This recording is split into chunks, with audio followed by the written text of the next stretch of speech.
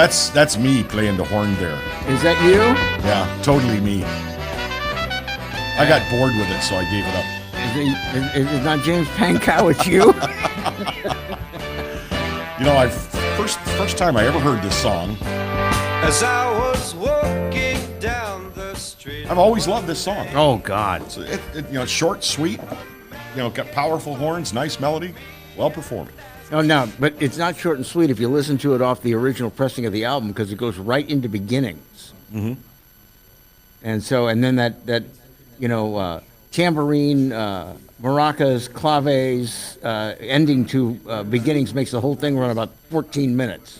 You get tired of it. Well, but you remember that. That was the age in rock and roll where the longer the song was, the more important it was presumed to be. Now, I grew up hearing these guys.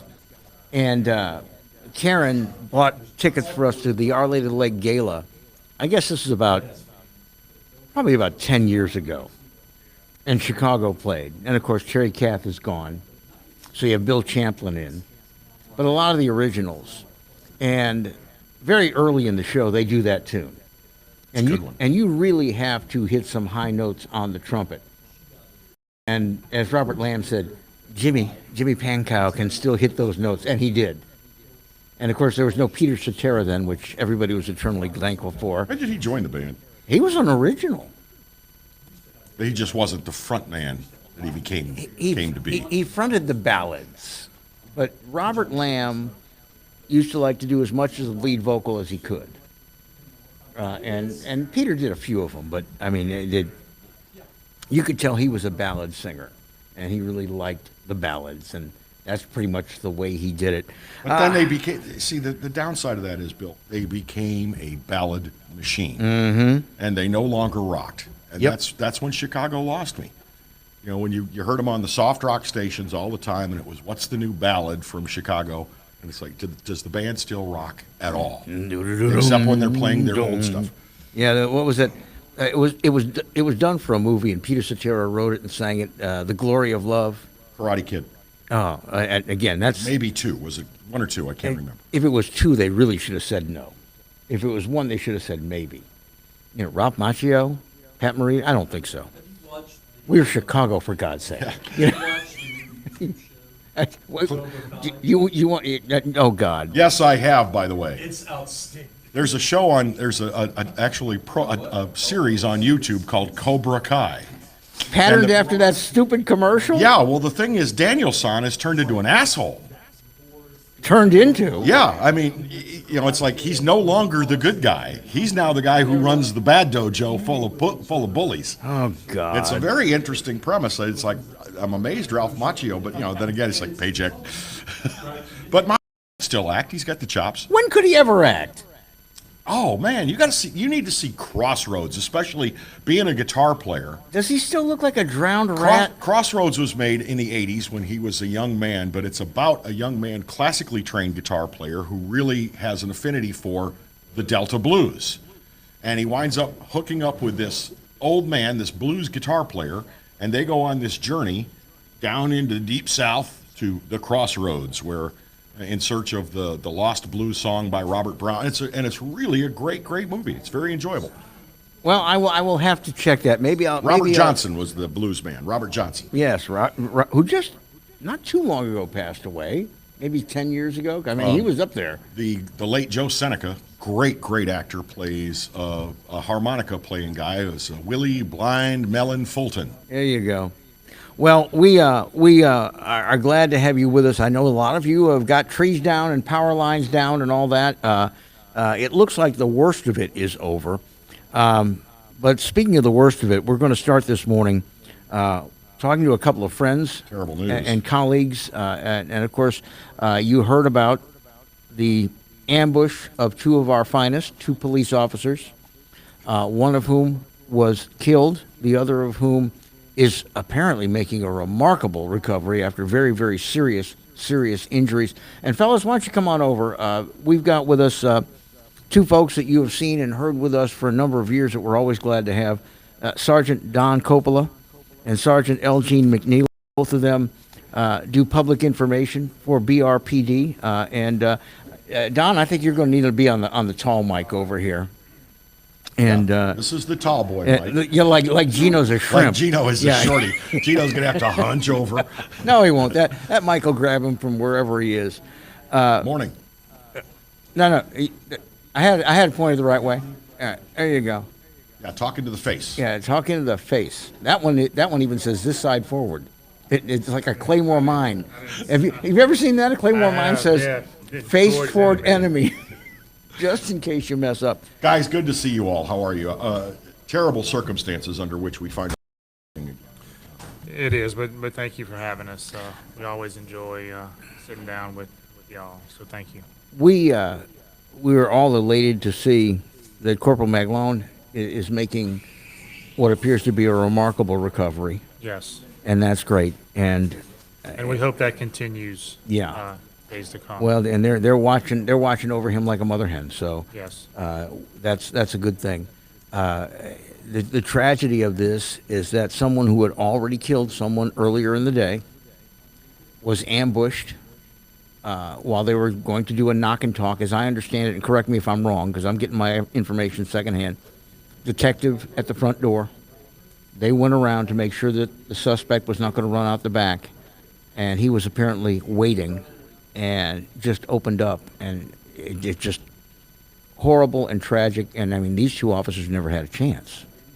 No, and unfortunately we can't get too much into it because it is still an Yeah. open, active investigation. But yes, they ambush is the correct word, and they just, as you said, just never had a chance.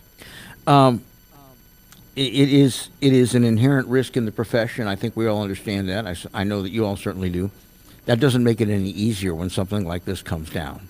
No. And it shows how domestic violence inside a residence can spill out into the entire community and can be so violently dangerous. Is it still common thinking that the most dangerous call an officer can answer is a domestic disturbance call? Yes. Yes, very much so. You just don't know the state of mind of the people you're dealing with at that time. You try to assess the situation in hopes that it's under control, and it can go from a public assist, I just want him out, I want her out, to an officer-involved shooting. So you just never know those type of calls, that person's state of mind. What I'm interested in this morning is I saw little snippets of video from news teams and people that were standing by.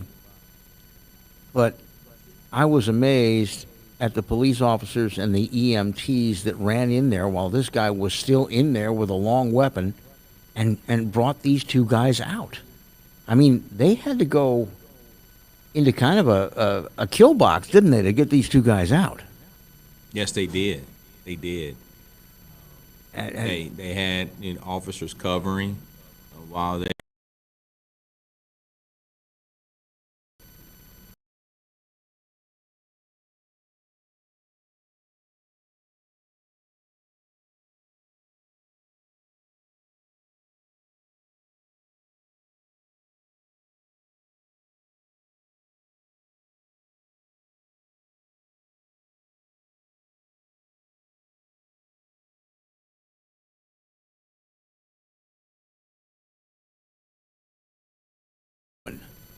It's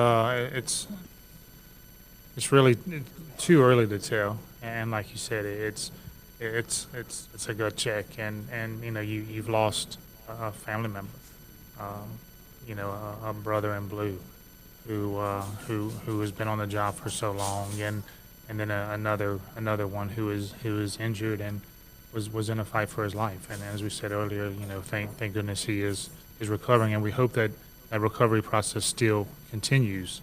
But it's tough because you think back to 2016, which wasn't that long ago, no. and there's a lot of similarities as far as the day of the week. I'd forgotten about and, that. and you just put that together, and it's like, this is almost like a bad dream. We're going through this again. So it's not easy.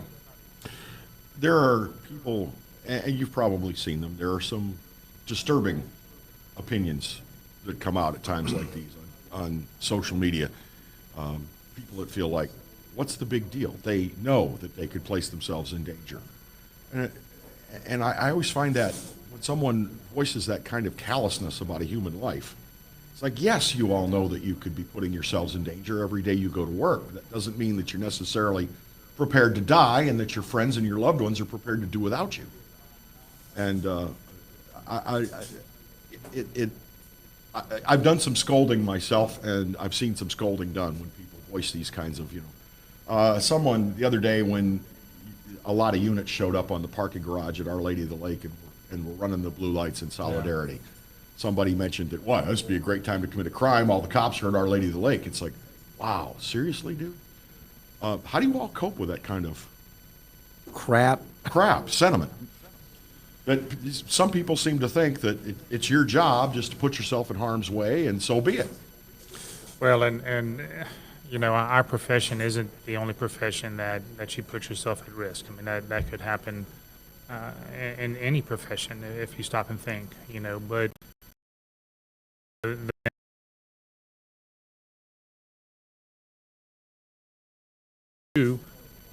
serve and protect, and they understand the dangers of the job, just as any other profession may have similar or dangers of a different caliber. But again, it doesn't make it any easier. Well,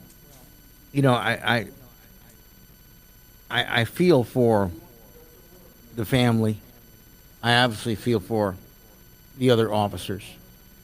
But I tell you who I feel for a lot is our whole community, because so many people do not want to understand how cataclysmic this is, how this changes our dynamic for a very, very long time.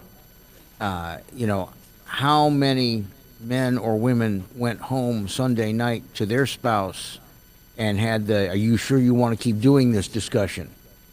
Or even worse, I'm afraid, our kids are afraid, I don't want you doing this anymore discussion.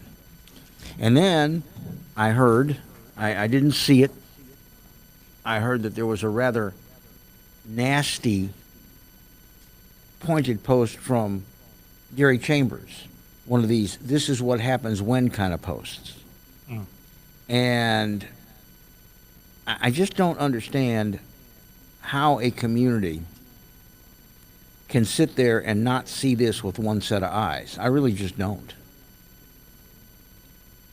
I don't know.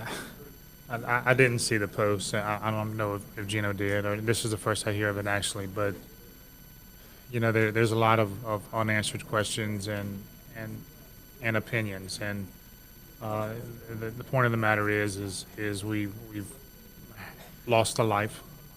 We have another law enforcement officer injured over a senseless act of crime. Tell me a little bit about now Lieutenant Hudo. Apparently he'd been around long enough and worked through in many, many divisions that most everybody knew him. Did you guys know him? Yeah, Don grew up with him, and we were in the basic academy together. So we grew up in law enforcement together. And he had lately been working crime scene. Is that correct? Mm-hmm. Right. So I imagine he was at the scene of the domestic that went terribly bad. And when they got a tip on where this guy might be, he said, well, I'll saddle up and back you up. I'll go over there. Is that pretty much the way it worked? No. He had worked in crime scene for many years. And when he became a supervisor, he then rotated out to the field. So he was a supervisor over a 1st District day shift squad. He seems like an incredible guy. Everybody talked about his wonderful sense of humor and the way he had such a light touch in being a police officer, and that's not easy.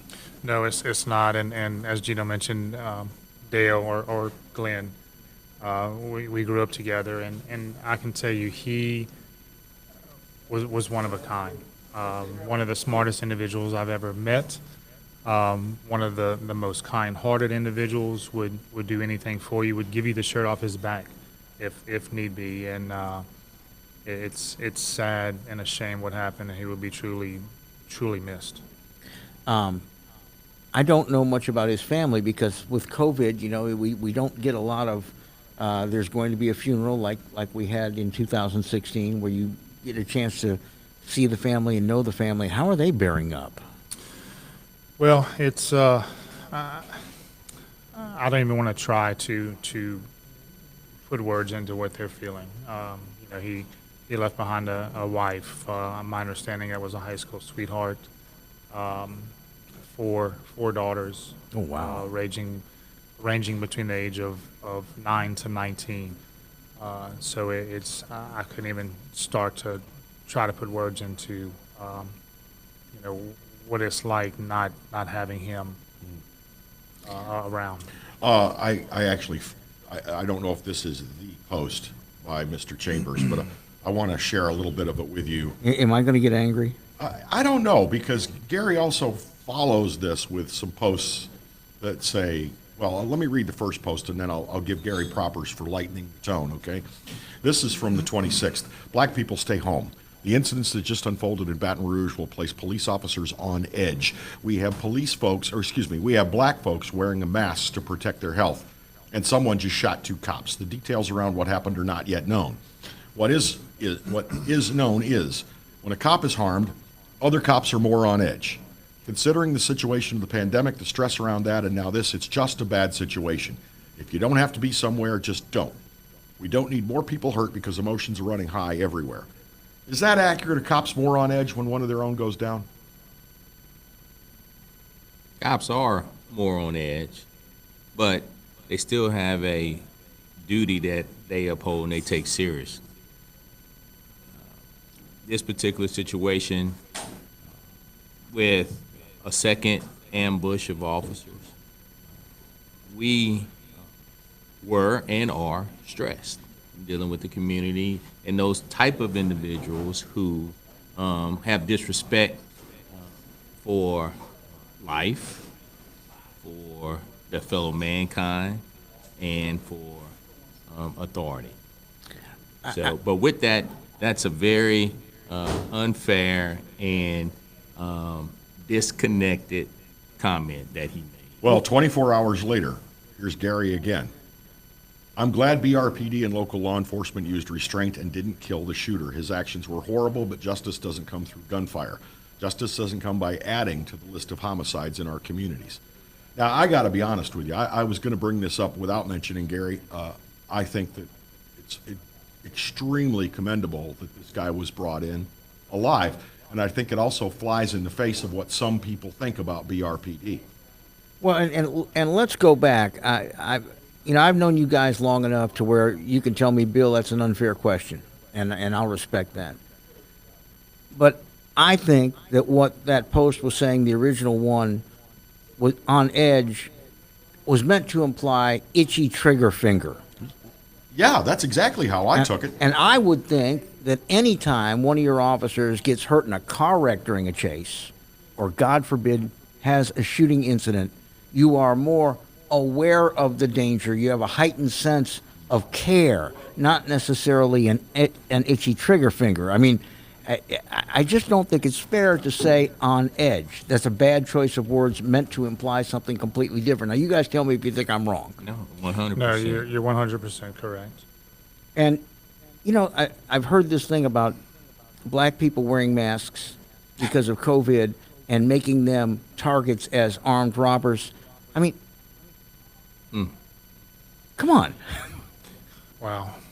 Yeah, just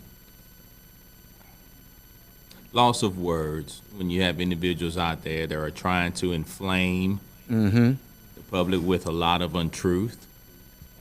They take a bit of a situation in an attempt to twist it to inflame the community for their own personal benefit.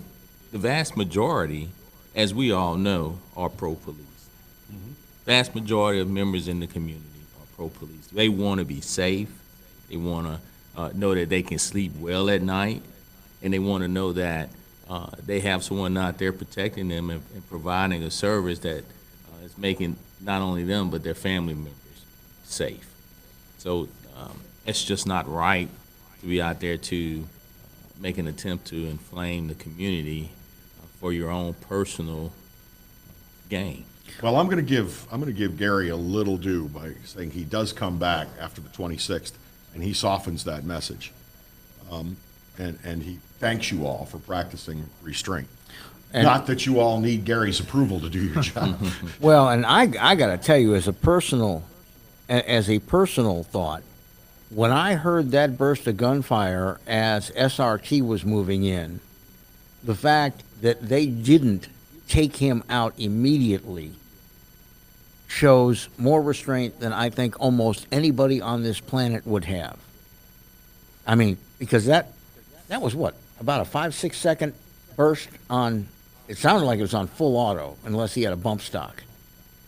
And Or just a fast trigger finger. yeah, but I mean, they didn't. Nobody was hurt by that. They didn't have a clean shot. There was no reason not to keep talking to him, and he came out. And God bless those officers who had to make that decision in the heat of the moment. You want to talk about some good training and some good intercentering on those officers. Exactly, and like you said, thank goodness that no one else suffered any further injuries than what we already had. Wow. The other incident that happened over the weekend was one of your former officers that had retired from the force was shot confronting a burglar in his own driveway. And that, too, was just a tragedy. And, you know, I don't want to sound like I'm criticizing the man, but I think in this day and age, even the guys that are just coming and tugging on door handles, and it would be wise to presume they're armed these days. I just don't think it's the smartest thing on earth to confront a burglar. As one person on Facebook said, there's nothing inside your car that's worth your life. But again, that just another tragedy. So you have 2 current officers shot, 1 killed, and then a former colleague goes down as well. Just a horrible weekend for you. Horrible. Well, and again, Kevin, I understand exactly what you're saying, and I agree with you. There is nothing in your car that's worth getting into an armed confrontation with somebody over. But I am guessing that this man did not initiate a confrontation. I think he probably wanted to stop and hold him for the cops, and the other guy opened fire. And you've got all those years of experience and all those years of training. You've got to figure that counts for something in this man's favor. In this case, he was just unlucky. The guy apparently got a shot off at him before he could fire. And that's a damn shame. But, I mean, how many homeowners in our area sleep with a firearm at their side? Because they're worried about who's rattling their door, and maybe kicking it. It's the times we live in. You guys can't be everywhere. We can't put every one of you a half a block apart, every night. Yeah, and as you say, Kevin, it was just you ask yourself, when does it end? It's how much more can go on like this, and you just as everything else, we will get through this. Not to say that that's going to change or make it any easier trying to get through, and you hope that these type of incidents never happen again. Well, and we certainly hope they don't. And I think with as big an urban area as we have, with the problems that we have with economics and education, all that, in one way we're lucky that we don't have more of this. Not necessarily a fatality, but more people taking pot shots at each other, and a bullet goes flying, and the cop goes to try to break it up, and cop gets grazed, or even hit with an axe handle or something like that. We're lucky. We have got a lot of impulse control problems in this community. We truly do. Well, see if I can get this up on my comments, but it just flashed across my screen. Somebody suggested maybe Mr. Chambers should do a ride along and see just what BRPD officers experience in an average shift. Maybe his thoughts and his tone might change. Interesting. Well, gentlemen, before we let you go, I saw something that there is going to be a fundraiser for both families at HQ, Airline in Goodwood, and this is going to be a drive-through fundraiser, and it's Friday, right? Friday, yes. Drive-through, lunch, and all the benefits will go to both families of officers. Well, I mean that's the least we can ask. So y'all are making lunch. You're getting somebody good to come in and make it. Well, it's not going to be from us because we want people to actually come and enjoy it. So, Oh, that's right. The I'm gonna firemen take can cook. You I'm guys gonna can't. take But no, we invite everyone out, and again, thank y'all for everything having us, and yes. the community. Well, and I thank you all for coming, because I know at times like these, doing an interview like this, it can kind of like be scraping the scab off a wound. And I can see that that's been the effect on you all. I mean, your sadness is easy to see. And, None more. Well, you know, we thank you so much for spending some time with us and with our audience. I don't know if you hear this enough, but you're doing God's work.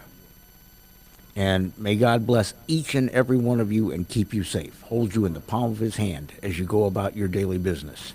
We That's the appreciate best it. we can Thank you. ask for. Thank you so much, Yes. and again, keep not only the families, but BRPD as a whole. Friday around Awesome. lunchtime. I In the mean, prayers. it's In a the great prayers. place to have a drive-through because it used to be a hospital, so they've got that Sally port that you can come on through, Already set up. and you can get a nice lunch, and it will help these families. So don't And look, forget. you know, I mean, to me, that's a fair reason to get out of the house and take a little drive. I mean, you can stay in the car, write a check, get some cash together, and just, you know, go take a drive down to Airline in Goodwood and donate some money.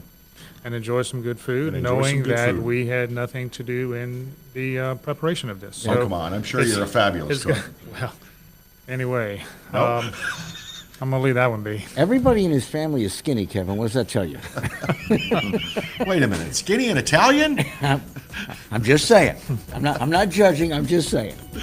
But thank y'all again. Thank you, guys. God bless. We're going to take a brief break, and we're going to spend a few minutes with attorney at law Franz Borghardt. So stick around.